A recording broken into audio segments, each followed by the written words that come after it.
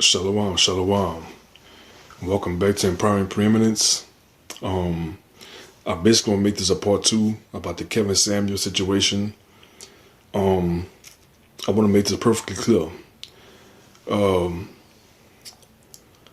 get right into it, you women, you women think that just because y'all was born with a wet crevice, that everything is owed to you. But the problem is, it's because y'all got a wet crevice, y'all subservient to us. It's because y'all got a wet crevice. I'm trying to say the real thing. Because y'all got a wet crevice or vagina, you understand?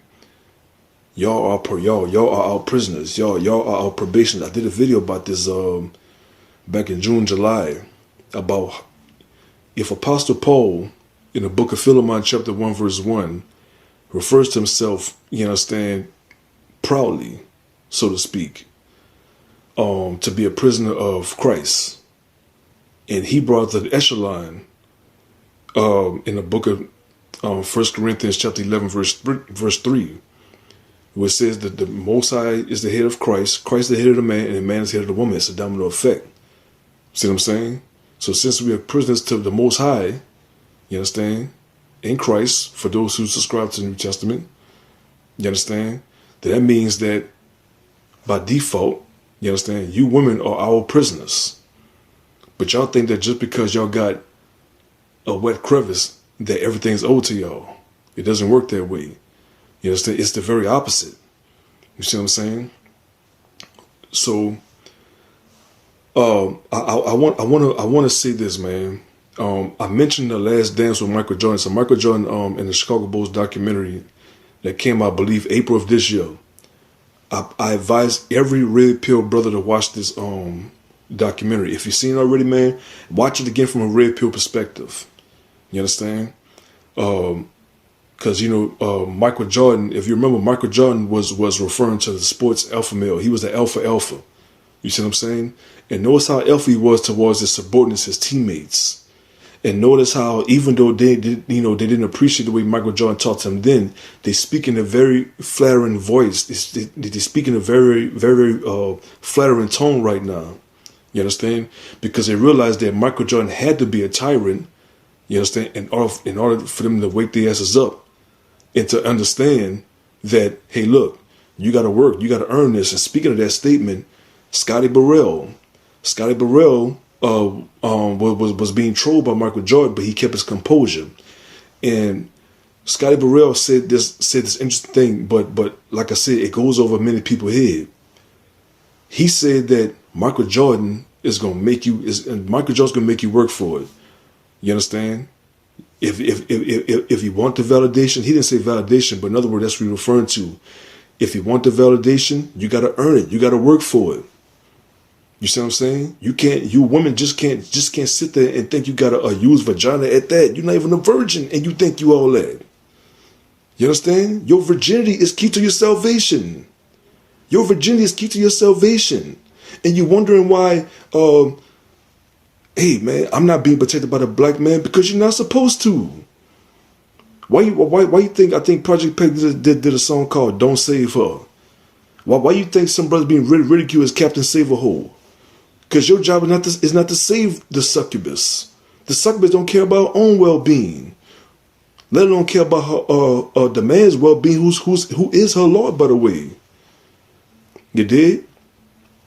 But there's something else on a documentary, The Last Dance.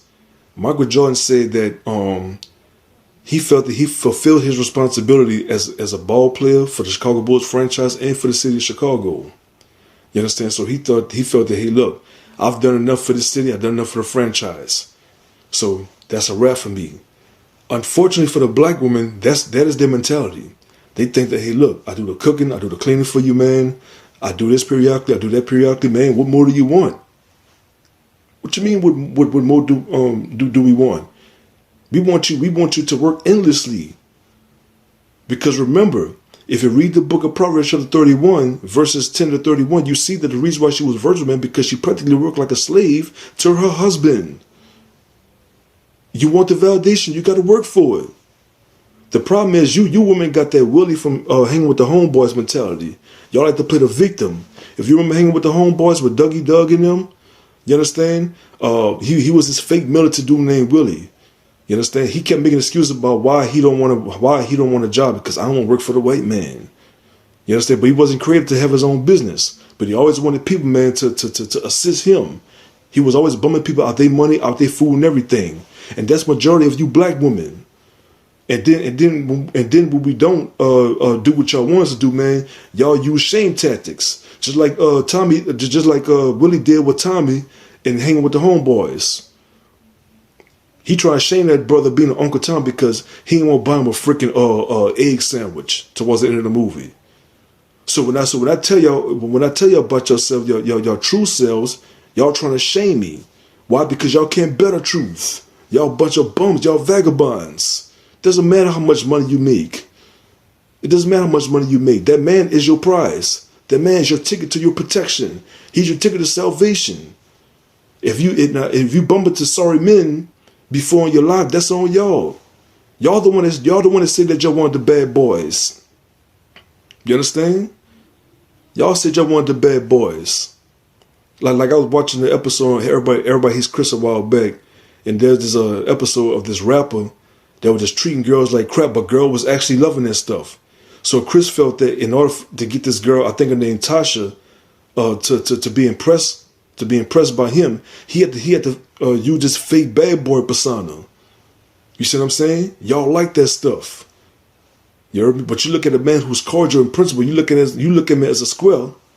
But by the time your vagina is the size of a freaking ozone layer, all of a sudden you reform now. You reformed. All of a sudden, hey, you want that man now, but that man don't want you because you used up.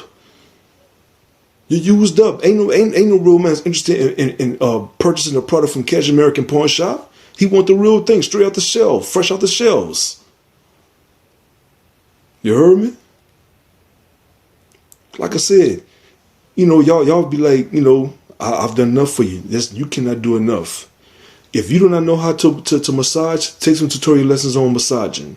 If you do not know how to do chiropractic work, take some tutorial lessons on chiropractic work.